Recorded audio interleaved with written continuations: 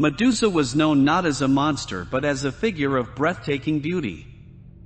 She was the only mortal among the three Gorgon sisters, daughters of the primordial sea deities Phorcys and Ceto. While her sisters, Stheno and Euryale, were immortal and born with serpentine hair and monstrous features, Medusa was different. She was a stunning maiden with golden hair and radiant charm, admired by mortals and gods alike. Her beauty was so renowned that poets sang of her luminous eyes, which sparkled like the sea in sunlight, and her graceful figure that seemed blessed by the gods themselves. Medusa served as a priestess in the temple of Athena, the virgin goddess of wisdom and warfare, dedicating her life to purity and the veneration of the goddess. Her beauty, however, became a double-edged sword, drawing attention that would seal her tragic fate. The wrath of Athena. Medusa's undoing came not from her own deeds but as a consequence of the desires of a god. Poseidon, the god of the sea, was captivated by Medusa's allure. His infatuation consumed him, and he pursued her relentlessly. One day, overcome by desire, Poseidon forced himself upon Medusa in Athena's sacred temple, desecrating the hallowed space with an act of violence. Medusa, an unwilling victim, was powerless against the will of the god. However, divine justice in Greek mythology was often cruel and unpredictable, and the consequences of the desecration fell not on Poseidon, but on Medusa. Athena, enraged that her temple had been defiled, turned her wrath upon Medusa.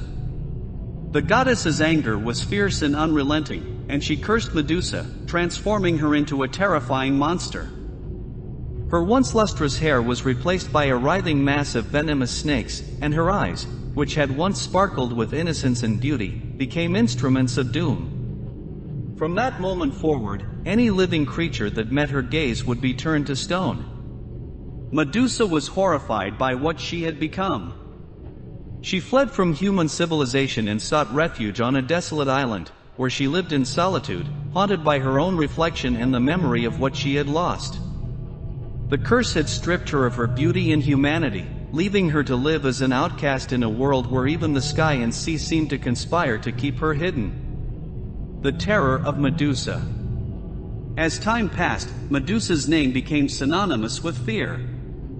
Sailors whispered stories of statues of men and beasts littering the shores of her island, each frozen in a final, petrified scream. Travelers who ventured too close never returned, and rumors of her deadly power spread far and wide. Yet, amid the fear and the legends, few knew the true story of how Medusa had come to be cursed. Medusa's sisters, Stheno and Euryale, remained fiercely protective of her. Though monstrous and fearsome in their own right, they shared a bond of sisterhood that transcended their terrifying forms. Together, the Gorgons lived on their isolated island, far from the world of mortals and gods. But the fame of Medusa's petrifying gaze grew, and so did the desire to defeat her, for her head was said to contain magic that could be wielded as a weapon. The hero Perseus. Medusa's fate was sealed when the hero Perseus entered the story. Perseus was the son of Zeus and the mortal Danae, and he was a demigod destined for greatness. His life took a dramatic turn when King Polydectes of Seriphos, who desired Perseus's mother, devised a dangerous plot. To rid himself of Perseus, Polydectes demanded that the young hero bring him the head of Medusa, a seemingly impossible task meant to end in Perseus's death. Perseus, though daunted, accepted the challenge, determined to protect his mother and prove his worth. However, he knew he would need divine assistance to accomplish such a perilous mission. The gods, who often took an interest in mortal affairs, came to his aid. Athena, perhaps out of a sense of justice or guilt for the curse she had placed on Medusa, provided Perseus with a polished bronze shield, warning him never to look directly at Medusa but only at her reflection. Hermes, the messenger god, gifted Perseus with winged sandals, enabling him to fly. He also received a magical sickle from Hephaestus, a cap of invisibility from Hades, and a special bag, called a cabesus, in which to carry Medusa's head. The hunt for Medusa. Armed with these divine gifts, Perseus journeyed to the ends of the earth, where Medusa and her sisters dwelled. The journey was long and treacherous, but Perseus was determined. When he finally arrived at the Gorgon's lair, he found the sisters asleep.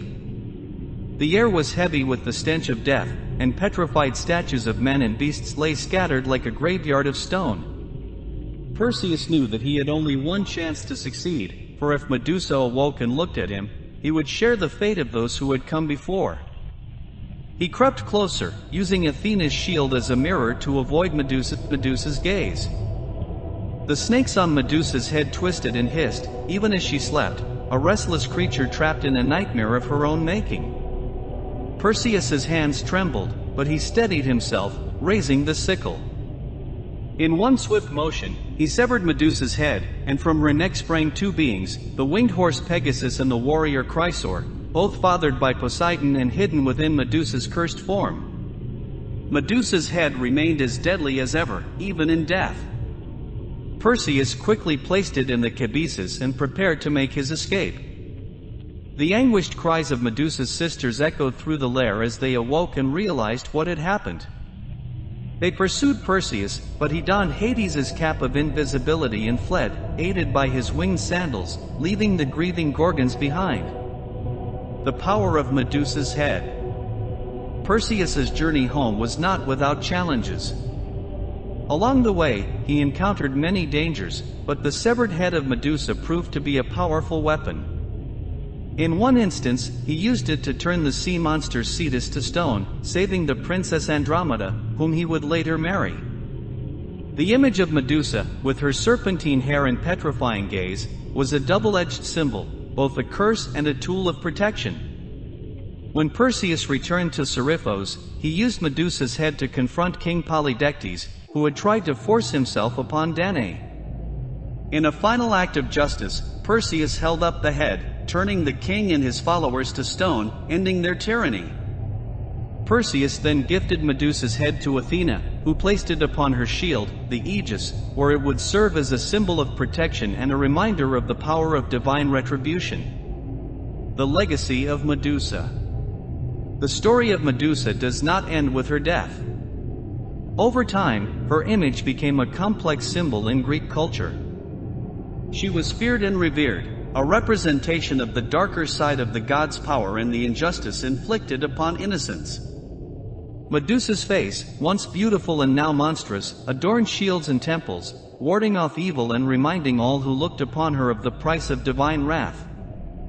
In modern interpretations, Medusa is often viewed with more sympathy, as a tragic figure who suffered unjustly at the hands of the gods. Her transformation from a beautiful maiden to a monster is seen as a metaphor for victimhood and the way society punishes those who are wronged. The tale of Medusa continues to resonate, a powerful myth that speaks to themes of beauty, power, and the capriciousness of the divine. Though Perseus's heroism is celebrated, Medusa's story endures as a haunting reminder of the complexities of Greek mythology, where even monsters have their own tales of sorrow and injustice.